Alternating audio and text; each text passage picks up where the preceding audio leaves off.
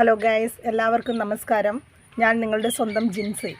ഞാനിപ്പം ഈ വീഡിയോ ചെയ്യുന്നു.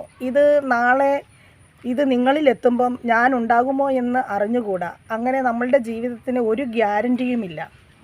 242 പേര് അവരുടെ സ്വപ്നങ്ങളുമായി അഹമ്മദാബാദിൽ നിന്ന് എയർ ഇന്ത്യയിൽ ലണ്ടനിലേക്ക് യാത്ര തിരിച്ചപ്പോൾ അവരിൽ എന്തോരം സ്വപ്നങ്ങളുണ്ടായിരുന്നു.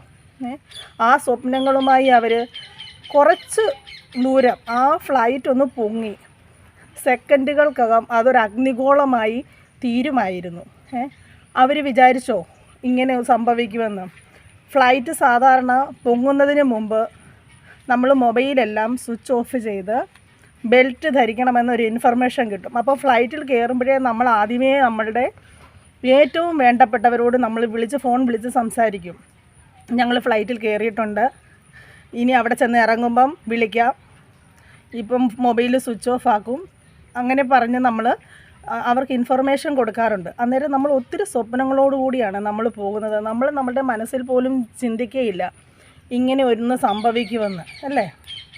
അങ്ങനെ അതുപോലെ ആ ഫ്ലൈറ്റിലുണ്ടായിരുന്നവർ ഒത്തിരി സ്വപ്നങ്ങളോട് കൂടിയാണ് പറന്നുയർന്നത്. ഏതാനും നിമിഷങ്ങൾക്കകം അതൊരു അഗ്നിഗോളമായി ഭൂമിയിൽ പതിക്കുകയായിരുന്നു, അല്ലേ? അപ്പോൾ ആ വിവരം പറഞ്ഞ് നമ്മളെല്ലാവരും ഒത്തിരി വിഷമിച്ചു ആ വിവരം അറിഞ്ഞപ്പോൾ. അതിനുശേഷമാണ് ന്യൂസ് വന്നത്, തിരുവല്ലക്കാരിയായ ഒരു യുവതി ആ ഫ്ലൈറ്റിലുണ്ടായിരുന്നുവെന്ന്. തിരുവല്ല സ്വദേശിയായ രഞ്ജിത നായർ എന്ന് പറയുന്ന മലയാളി ആ ഫ്ലൈറ്റിലുണ്ട് എന്ന് അറിഞ്ഞപ്പോൾ നമുക്കൊക്കെ ഇരട്ടി വേദനയായില്ലേ? മലയാളികൾ എവിടെയെങ്കിലും ആക്സിഡൻ്റായി അപകടം നടന്നെന്ന് അറിഞ്ഞു കഴിഞ്ഞാൽ മലയാളികൾക്ക് അതൊരു ഭയങ്കര സങ്കടമാണ്. ഏതെങ്കിലും ഒരു ആക്സിഡൻ്റ് ഉണ്ടായാൽ ആദ്യം അന്വേഷിക്കും അതിൽ മലയാളികൾ ഉണ്ടായിരുന്നോ എന്ന്, അല്ലേ? അപ്പോൾ ഈ ഒരു യുവതി രഞ്ജിത നായർ തിരുവല്ലക്കാരിയാണ്. ആ കുട്ടി അതിൽ ഉൾപ്പെട്ടിട്ടുണ്ട് എന്ന് അറിഞ്ഞപ്പോൾ ഭയങ്കര വിഷമമായി. അത് കഴിഞ്ഞ് അതിൻ്റെ വീഡിയോ കാണാനിടയായി. അതിൻ്റെ മക്കൾ 10ലും 6ലും പഠിക്കുന്ന 2 മക്കളും ക്യാൻസർ രോഗിയായ ഒരു അമ്മയ്ക്കുമുള്ള ഏക അത്താണിയായിരുന്നു ഈ രഞ്ജിത നായർ. അപ്പോൾ ആ പൊന്നു മോളുടെ കരച്ചിൽ, സത്യം പറഞ്ഞു കഴിഞ്ഞാൽ ആ വീഡിയോ കണ്ടിട്ട് അന്ന് രാത്രിയിൽ ഉറങ്ങാൻ സാധിച്ചിട്ടില്ല ഒട്ടും. അത്രയ്ക്ക് സങ്കടം വന്നു. അമ്മയെന്ന് വിളിച്ചുകൊണ്ടുള്ള ആ പൊന്നു മോളുടെ കരച്ചിൽ കണ്ടിട്ട് ഭയങ്കരമായിട്ട് സങ്കടം വന്നു. പിന്നെ 10ാം ക്ലാസ്സിൽ പഠിക്കുന്ന ഒരു മോനുമുണ്ട്. എന്തോരം പ്രതീക്ഷകളോടെയാണ് പോയിട്ട് തിരിച്ചു വരാം അമ്മ എന്ന് മക്കളോട് പറഞ്ഞ് ഇവിടെ നാട്ടിലൊരു ഗവൺമെൻറ് ഹോസ്പിറ്റലിൽ ജോലിയൊക്കെ ശരിയായി. അപ്പം ലണ്ടനിൽ പോയി സർവീസ് തീർത്ത് തിരിച്ചു വരുവാൻ വേണ്ടിയാണ് ഇവിടുന്ന് ലീവിന് എഴുതി കൊടുത്ത് പോയതാണ്.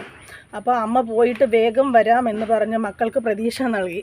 മക്കൾ പ്രതീക്ഷയോടെ കാത്തിരിക്കുകയാണ്, എൻ്റെ അമ്മ നാളെ ഇങ്ങ് വരും. ആ സ്വപ്നങ്ങളെല്ലാം ഒരു നിമിഷം കൊണ്ട് പൊലിഞ്ഞു പോയപ്പോൾ ആ മക്കൾക്കുണ്ടായ വേദന, സത്യം പറഞ്ഞു കഴിഞ്ഞാൽ നമ്മുടെ ചങ്ക് തകർന്നു പോയി. ആ വേദന കണ്ടപ്പോഴേ ഉറങ്ങാൻ പറ്റിയില്ലെന്ന് പറഞ്ഞത് സത്യമായ കാര്യം തന്നെയാണ്. ആ ക്യാൻസർ രോഗിയായ അമ്മ ഭയങ്കരമായിട്ട് സങ്കടപ്പെട്ടു പോയി ആ വീഡിയോ കണ്ടപ്പോൾ. ശത്രുക്കൾക്ക് പോലും ഇങ്ങനെയൊരു അവസ്ഥ വരരുത് ദൈവമേ എന്നാണ് പറയാനുള്ളത്. ലോകം മുഴുവൻ ഈ വാർത്ത കേട്ട് സങ്കടപ്പെടാത്ത ഒരു മനുഷ്യർ പോലും ഉണ്ടാവില്ല, അല്ലേ? മലയാളി ഉണ്ടെന്ന് അറിഞ്ഞപ്പം മലയാളികളായി ആ ന്യൂസ് കണ്ടവർ ഒരാൾ പോലും ഉണ്ടാവുകയല്ല സങ്കടപ്പെടാതെ. അന്നേരമാണ് ഒരുത്തൻ ജാതിയും പറഞ്ഞ് വന്നിരിക്കുന്നത്, പവിത്രൻ. ആരാണോ അയാൾക്ക് ആ പേരിട്ടത്, ദൈവമേ, ആ പേരിട്ട ആളിന് സ്തുതി, പവിത്രൻ. ആ പേരിൻ്റെ നന്മ പോലും ഇല്ലാത്ത ഒരുത്തൻ ജാതി പറഞ്ഞ് വന്നിരിക്കുന്നു. രഞ്ജിത നായർ, അത് നായരായിക്കോട്ടെ ക്രിസ്ത്യാനി ആയിക്കോട്ടെ എന്തുമായിക്കോട്ടെ, ഈ ജാതി പറഞ്ഞൊക്കെ ഇതിൻ്റെ ഇടയ്ക്ക് വന്ന് മരിച്ച ഒരു വ്യക്തിയെ അപമാനിക്കുക എന്ന് പറഞ്ഞു കഴിഞ്ഞാൽ ഒരു വല്ലാത്ത ഒരവസ്ഥ തന്നെയാണ് ഈ കേരളത്തിൻ്റെ. ഇപ്പം ജാതി കാർഡും കൊണ്ട് ഓരോരുത്തർ ജാതി കാർഡും പൊക്കി പിടിച്ചുകൊണ്ട് നടക്കുകയാണ്. ഗവൺമെൻറ് ആണെങ്കിൽ ഒത്തിരി അവർക്ക് പിന്തുണയും കൊടുക്കുന്നുണ്ട്. ഇതിനു വേണ്ടിയാണോ ഇങ്ങനെയൊക്കെ ചെയ്യുന്നത്? ഏത് ജാതിയിൽപ്പെട്ടവരാണേലും മരിക്കുന്ന ആൾക്കാരോട് അല്ലെ ആ മൃതദേഹത്തോട് ഒരു അനുകമ്പയൊക്കെ ആർക്കുമാകാം, അല്ലേ? ആ പുള്ളിക്ക് ഇങ്ങനെ ജോലിയിൽ നിന്ന് മാറ്റി നിർത്തിയിട്ട് കാര്യമില്ല, ഇനി ജോലിയിൽ പ്രവേശിക്കുകയേ ചെയ്യരുത്. അതിന് തക്ക ശിക്ഷയും സർക്കാർ കൊടുക്കേണ്ടതാണ്. ഇങ്ങനെയുള്ളവർക്കൊക്കെ ഈ ജാതിയും പറഞ്ഞ് മറ്റുള്ളവരെ അപമാനിക്കുന്നവർക്ക് തക്കതായ ശിക്ഷ ഗവൺമെൻറ്. ഇവന്മാരെ ഒന്നും കാലനും വേണ്ടെന്നാണ് തോന്നുന്നത്.